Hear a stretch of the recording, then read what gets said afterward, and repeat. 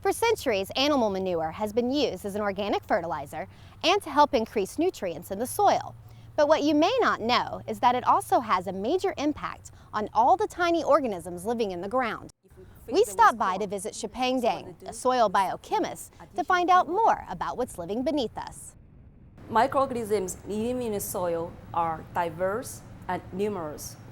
In each teaspoon of soil, there are as many as 1 billion bacteria alone.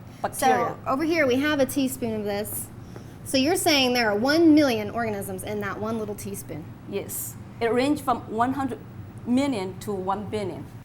The bacteria form a complex community, which consists of producers, consumers, predators, and prey. All of them have an important job to do. Since they're very diverse, the waste product of one group of organisms could be the best food source for the next group. Okay.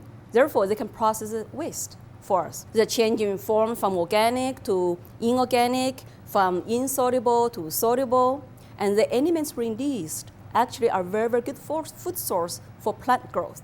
So what we have been studying is that we've been taking soil samples from field that has been applying manure for a long time compared to the ones that has not been applying manure, and look at microbial communities, structure and diversity, different organisms.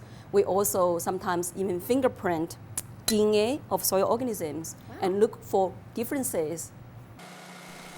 Through their research, they have found animal manure increases the diversity and activity in the microorganisms, which is great for the ecosystem, but there are still concerns.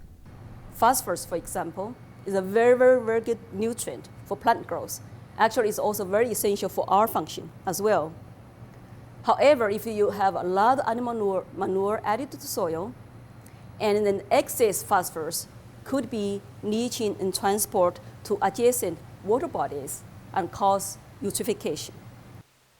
Dang hopes through future research, they'll learn more about what these small organisms can do for agricultural production. The idea is that if we can find organisms that specially induced by manure application, there actually are a lot of applications. For example, in the soils that has not been applied a manure, maybe we can add those organisms in the place of fertilize with phosphorus. It might be able to make phosphorus more available for plant uptake. So it's a benefit for the crops and a great way to use what is now a byproduct for the animal industry.